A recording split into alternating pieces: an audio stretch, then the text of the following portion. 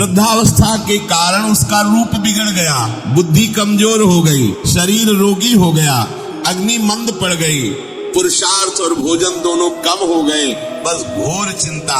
अब पता ही नहीं चल रहा, सोच निकल गई, पड़ा है उसी गंदगी में। जब वो रो रो के कहता है ऐसा, पीटते हैं घर वाले, हमने पीट पड़े, भरपूर भोजन नहीं देते, हगेगा कौन, फेंकेगा, कैसी दुर्गति। इसमें जो शब्द लिखा है, आस्तेव मत्यो पन्यस्तम गृहपाल इवाहरम, गृहपाल कहते कुत्ते की भांति वो सबके अपमान सहता रहता है और रूखे सूखे टुकड़े खाकर जीवन निर्वाह करता है। फिर भी उसे भगवान की याद। मृत्यु का समय जब निकट आता है तो वायु उत्क्रमण से इसकी पुतलियां चढ़ जाती हैं, श्वास प्रश्वास की नलिकाओं में वायु आना जाना रुक जाता है, कफ भर जाता है। अब इसे श्वास लेने में भयानक कष्ट होता है, कंठ में घुरघुराहट, पर उसका मोह उन्हीं अपने बच्चे, परिवार, घर, शब्द ये सब छूट जाए, बड़ी दुर्गति। अंतिम समय क्या सोच रहा है, ये पत्नी छूट जाएगी, बेटे छूट जाए, और बेटों ने क्या उनके साथ व्यवहार किया, ये मोह है, ये मेरा कमाया हुआ मकान कैसे छोड़ सकते। तो छिपकली बन के आना, इसी मकान में रहेंगे पक्का।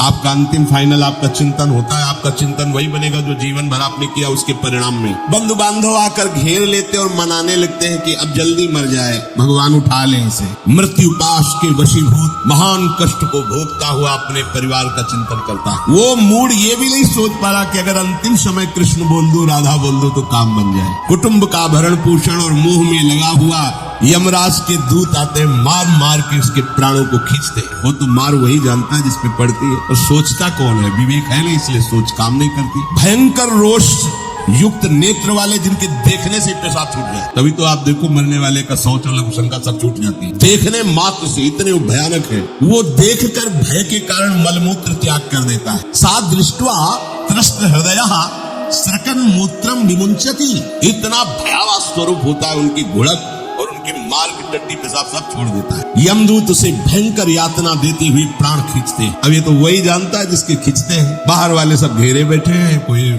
एक बार भी नाम नहीं बोला। अगर एक बार बोल देता राधा तो भाग जाती यमदूत और बच जाता। पर ये सौभाग्य तो जिसने जीवन में धर्म किया है, कहीं न कहीं भगवद आश्रय लिया, उसको ये मिलता है। जैसे कोई घोर अपराधी को सिपाही बांध कर ले जाते हैं, उसी प्रकार रस्सी में बांध कर बलात् उसको यमलोक की लंबी यात्रा कराती है। रास्ते में पिटाई, घुड़कियां, उसे प्यास लगती, पानी नहीं दिया जाता, तपती हुई भूमि पर चलाया जाता है। कुत्ते नोचते हैं, व्याकुल होता है, भूख प्यास उसे बेचैन कर दी। पर यहाँ किसी की भूख नहीं मिटाई तो तुम्हें रास्ते में भोजन नहीं मिलेगा, या कभी किसी को पानी नहीं पिलाया तो एक बूंद पानी नहीं मिलेगा। तो ये कर्म भूमि है। दावानल जैसी दहकती हुई भूमि पर उसे चलाया जाता है। तप्त बालुका में मार्ग में जब एक पग भी आगे बढ़ने की सामर्थ्य नहीं होती, मूर्छा जाती है, मार मार के उसे चेतना में लाते हैं यमदूत, फिर घसीटते हैं। महान दुख में अंधेरे मार्ग से अत्यंत क्रूर यमदूत उसे यमपुरी को ले जाते हैं। कितना मार्ग, 99,000 योजन मृत्यु लोक से। ये ऐसे नहीं कि कोई गप लिखी हुई है, नहीं। जैसे तिहाड़ जेल है, अब जानते नहीं तो क्या जानोगे, कहाँ तिहाड़ जेल, जाओ देखो जाके। आजीवन कारावास, कैसे बड़े कठोर, जैसा अपराधी वैसा दंड विधान। यहाँ थोड़ी दया है क्योंकि हृदय है, वहाँ हृदय नहीं है। वहाँ हृदयहीन शासक तुम्हारे पीछे लगाए जाएंगे। हृदय ही नहीं है, बस एक एक कर्म का हिसाब। जो हमने पढ़ा था पहली बार तो होश उड़ गए थे। जो यहाँ दूसरे का मांस खाते हैं ना, कोल्हू में पेरे जाते हैं। कोल्हू जैसे गन्ना नहीं पेरा जाता, लगा दिया कोल्हू में पेरे जाते। मरना है नहीं, सोचो कितना कर। फिर इसके बाद शमशी से मांस नोच कर उसे खाया जाए, होश में हो जाओ। 99,000 योजन का मृत्यु लोक से यमलोक का मार्ग है, लिखा हो 99,000 योजना नाम सहस्राणी नवतिम नवचाध्वनः त्रिभिर मुहूर्तैर द्वाभ्याम वा नीतः प्राप्नोति यातनः। एक योजन का मतलब 4 कोस, 99,000 योजन। इतने लंबे मार्ग को 2 या 3 मुहूर्त में तय करना, दौड़ा के 2 या 3 मुहूर्त, बहुत कम समय। फिर वहाँ पहले से तय, इसको इस नर्क में डालो, इसको इस नर्क में। वहाँ इतना समय, थोड़ी भीड़ लगी है। जैसे अपने एक फोड़ा हुआ तो अपने इतने कष्ट समझते, अस्पताल जाओ देखो चीख लगी, किसी पैर टूटा, किसी कुछ, ऐसे वहाँ सब हिसाब हो रहा है। उसको धड़कती हुई लकड़ियों में जलाया जाता है, कई दूसरों के द्वारा काट कर उसको उसका ही मांस खिलाया जाता है। यमपुरी के कुत्तों के भयानक दांत होते हैं, जिंदा, अब मरना है नहीं। वहाँ भयानक गिद्धों के द्वारा आते खींची जाती है। यहाँ सांप, बिच्छू, डांस जिसको मारा है वहाँ भयंकर रूप रखकर उसका खून पीते हैं। हिसाब है बहुत होश में। यहाँ तुम किसी के शरीर को काट दो तो मर जाएगा, वहाँ ऐसा नहीं होता, वहाँ बार बार काटा जाएगा, मरोगे नहीं, पीड़ा वैसे ही होगी। बड़े भयानक कष्टों को भोगता है।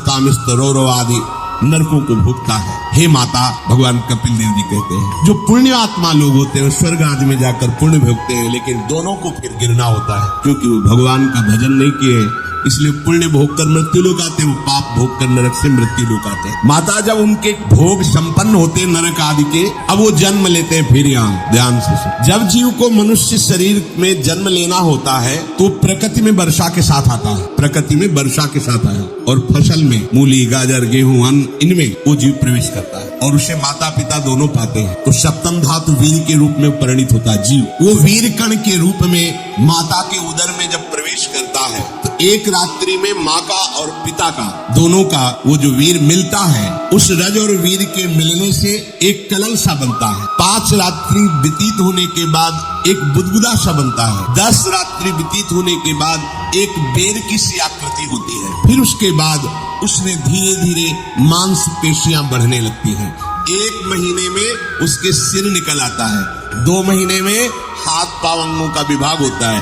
3रे महीने में नख रोम अस्थि चर्म स्त्री पुरुष के चिन्ह प्रकट हो जाते हैं। 4 महीने में मांसादि 7 धातुएं प्रकट हो जाती है। 5वें महीने में चेतना जागृत हो जाती है। जैसे अपने चेतना, ऐसे 5वें महीने में गर्भस्थ शिशु की चेतना जागृत हो गई। जीव है पर चेतना 5 महीने बाद माँ के गर्भ में जागृत। अब उसे भूख लगती है, प्यास लगती है, वहां की तापमयी जलन पीड़ा, छोटे छोटे कीड़ों के द्वारा काटना, 6ठे मास में झिल्ली से लपटा हुआ माँ की दाहिनी कोख में कीड़े की तरह तड़पता है। उस समय माता को कड़वे और खट्टे पाने की लालसा होती है, जिससे उसके अंगों में जाकर भयंकर जलन होती है। यह है भोग। वो कृमि कीड़े की तरह तड़पता है। मलमूत्र के गड्ढे में बीच में झिल्ली में बंधा हुआ वो जीवात्मा सुकुमार तो होता है, वहां के कीड़े उसे नोचते छोटे छोटे, वो तड़पता। माता प्रसन्न होती कि जब बच्चा हिलता है, बोले है उसकी दुर्गति हो रही, वहां भयंकर कष्ट पा रहा है। ऐसा क्लेश होता है कि क्षण क्षण में बेहोश होता रहता है। माता के खाए हुए कड़वे, तीखे, गरम, नमकीन, रूखे, खट्टे, यही पदार्थ पाने की इच्छा होती है माता, क्योंकि उसको भोग उसके कोमल शरीर में भयानक पीड़ा होती है जब माता ऐसे पदार्थ खाती है। गर्भाशय की झिल्ली में लिपटा हुआ, आंतों और मलमूत्र से घिरा हुआ सिर, पेट की और पीठ और गर्दन एक कुंडलाकार ऐसे कंकड़ जैसा, ऐसी आकृति गर्भस्थ शिशु की होती है। पिंजड़े में बंद पक्षी के समान पराधीन, ना तो वो हिल डुल सकता है ना बोल सकता है, बड़ा असमर्थ दुख को भोग रहा है, चेतना पूरी है। इसी समय भगवान द्रवित होकर उसे ज्ञान देते हैं, गर्भस्थ शिशु को, सबको। जी उसे ज्ञान होता है तो सैकड़ों जन्म के कुकर्म उसे याद आते हैं, सैकड़ों जन्म के। ओहो, ये मेरे कर्म का ही फल है, मैंने ऐसे कर्म किए इसलिए दुख भोग रहा हूं। बेचैन हो जाता है, कैसे निपट पाऊंगा, सैकड़ों जन्म के कर्म जमा है। अब महान अशांति उसके हृदय में, उस शरीर में भयंकर पीड़ा। कुंडलाकार शरीर है, हिल भी नहीं सकता, बस कीड़े काटते, बड़ी तड़पन, बड़ी जलन, भूख प्यास की जलन।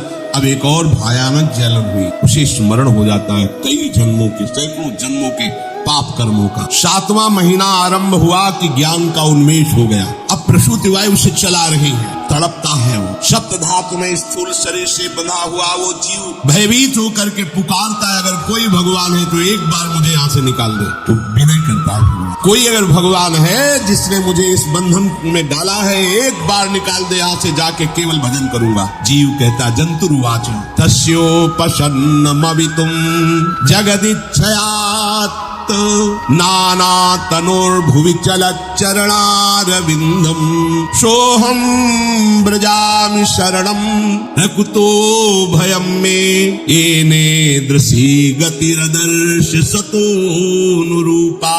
हे प्रभु, मैं बड़ा अधम हूँ। ये ज्ञान भगवान की तरफ से गर्भस्थ शिशु को होता है। देखो, स्वयं वो इतना कष्ट पा रहा, फिर जब आप गर्भ हत्या करते हैं तो आपका पाप कितना बड़ा होगा सोच। सब माताओं से विनय है, संयम से रहो, सावधान रहो। ये हत्या ऐसी नहीं कि तुम्हारे दान पुण्य से क्षमा हो जाएगी। ये जो भ्रूण हत्या है, गर्भ हत्या है, बहुत बड़ा पाप है। आप लोग अज्ञान के कारण इसको ध्यान नहीं देते, इसे खिलवाड़ समझते हैं। कितना ज्ञान है। बेटी ही माँ है, बेटी ही बहन है, बेटी ही पत्नी बनती है, बेटी ही किसी के जीवन को धारण करने वाली बनती है। और आपने गर्भ में देख लिया बेटी है, तुम स्वयं माँ होकर उसका साथ दे रहे हो, उसका नष्ट करने के लिए। तुम्हारी तो बात ही समझ में नहीं आती, क्या बुद्धि भ्रष्ट हो गई। अगर पुरुष का इतना महत्व है तो बेटियां ना हो तो तुम्हारी कौन सी गति होगी, सोचो जरा। जीना मुश्किल हो जाएगा तुम्हारा। तुम पुरुष किस काम के रह जाओगे। तुम्हारा अर्धांग काट दिया जाए तो तुम कैसे होगे। स्त्री स्वरूप अर्धांग है। जिस घर में माँ बहन नहीं है, स्त्री स्वरूप नहीं, स्मशान जैसा वो होता है। ध्यान दीजिए, ये बहुत बड़ी गलती है जो अपनी बेटियों की हत्या करते हैं। ये वो पाप है जो अक्षम्य अपराध है। स्त्री हत्या करना शास्त्रों में बहुत बड़ा पाप कहा गया है। फिर वो तो बच्चा है, बिल्कुल नहीं। जिनसे हो गया है, श्रीमद् भागवत का सप्ताह मूल संस्कृत से सुनो और भगवान से प्रार्थना करो कि हे नाथ, भूल से गलती हो गई, दूसरा कोई उपाय नहीं। ध्यान से समझ लीजिए, तुम्हारे भ्रूण हत्या, गर्भ हत्या के पाप को नष्ट करने में एकमात्र श्रीमद् भागवत समर्थ है, दूसरा कोई नहीं। कोई दान पुण्य तीर्थ स्नान तुम्हें क्षमा नहीं कर पाएगा। यह ऐसा महापाप है।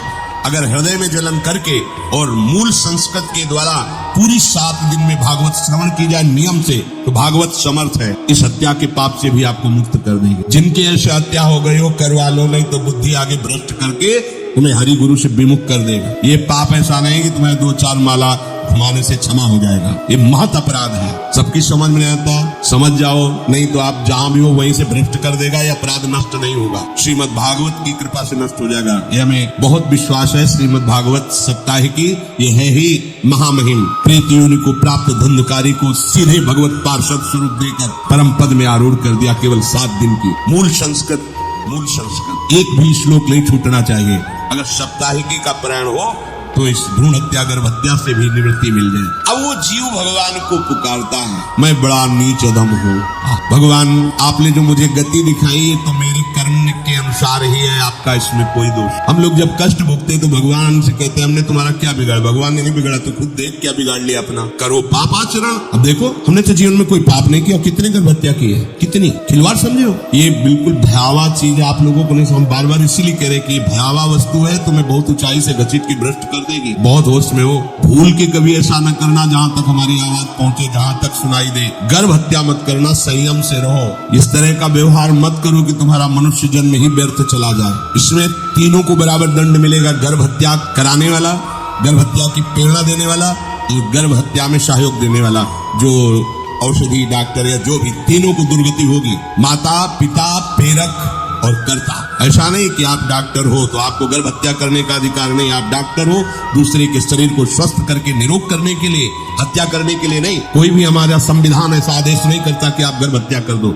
ना भागवतिक और ना भारतीय संविधान ऐसा संविधान आदेश नहीं करता। अब वो जीव कह रहा है कि प्रभु मेरे योग्य ही है, आपने जो मुझे दंड दिया है। मैंने सुना है कि आपकी शरण में जो आता है आप उसकी रक्षा कर लेते हैं। आपकी जो शरण में हो जाता है वो इस भूमि पर, भारत भूमि पर, विश्व पर निर्भय विचरण करता है। कोई उसे भय नहीं प्रदान कर सकता। प्रभु, मैं इस माता के उदर में माया का रहस्य न जानने के कारण ऐसे कर्म किए कि मैं आ गया हूँ। बहुत दुख पा रहा हूँ। हे निर्विकार अखंड बोध स्वरूप परमात्मा, मैं बार बार नमस्कार करता हूँ। प्रभु मेरे ऊपर कृपा कर दो, एक बार इस गर्भ से निकाल दो, मैं यहाँ से बाहर जाकर आपका निरंतर भजन करूँ। ये वादा करके आए हम प्रभु से साहब। प्रभु ने करुणा करके हमें चांस दिया है मनुष्य शरीर। प्रभु मैं बहुत जन्मों से इस समय स्मृति आ रही देख रहा हूँ, कर्मों में भटकता रहा आपसे विमुख होकर के। ये जो मुझे अभी ज्ञान हो रहा है केवल आपकी कृपा से तत्कालिक है। तत्कालिक, एक तत्कालिक वैराग्य होता है। जैसे कथा सुनी मन में आया कि अब तो भजन ही करना है, ये तत्कालिक है, स्थायी नहीं है। इसे स्थायी बनाओ। प्रभु आप अंतर्यामी हो, आप सब कुछ जान रहे हो। तीनों तापों की शांति के लिए भक्तजन आपका भजन करते हैं। मैं देहधारी होकर जीव माता के उदर में मलमूत्र से रुधिर की झिल्ली में फंसा हुआ माता की जठराग्नि के ताप से जल रहा हूँ। प्रभु एक एक क्षण में यहाँ विकल होकर केवल इंतजार कर रहा हूँ कि किस समय मुझे यहाँ से निकाला जाएगा। दीन बंधु, यहाँ से कब मैं निकलूंगा। स्वामिन आप बड़े दयालु हो, आप जैसे उदार प्रभु ने मुझ गर्भस्थ शिशु को ये ज्ञान दिया। हे दीन बंधु, आप अपनी कृपा से प्रसन्न हो जाइए। प्रभु एक बार निकाल दीजिए, मैं ऐसा भजन करूंगा कि दोबारा संसार के दुख में नहीं आऊंगा। कपिल भगवान कहते हैं, हे माता, वो गर्भस्थ बालक शिशु भगवान से प्रार्थना करता है, भगवान का आदेश होता है, तत्काल प्रसव वायु धक्का मारती है। जे भी प्रसव वायु धक्का मारती तो उसको ऐसा भयंकर कष्ट होता है, जैसा पीछे लिखा है कि जैसे जिंदा किसी की चमड़ी उतारी जाए, ऐसा माँ के गर्भ से निकलते समय उसे कष्ट होता है। वो अत्यंत कष्ट से व्याकुल होता है। उसी समय उसका वो ज्ञान नष्ट हो जाता है जो भगवान ने दिया था। उस समय उसकी श्वास की गति रुक जाती, जैसे किसी का गला दबा दिया जाए तो कैसा लगे। ऐसे ही पूरी की पूरी भागवती की स्मृति नष्ट हो गई। होश आया तब देखा कि वो बाहर पड़ा हुआ है, माता के उस मल मूत्र में सना हुआ पिष्ठे की कीड़े की तरह गर्भवास में जो दिव्य ज्ञान प्रकट हुआ था भगवान की कृपा से वो सब नष्ट हो गया। भूमि परत भा ढाबर पानी, किम जीवे माया लपटानी। चेतना आई तो रोने लगा, वो ज्ञान कहाँ गया,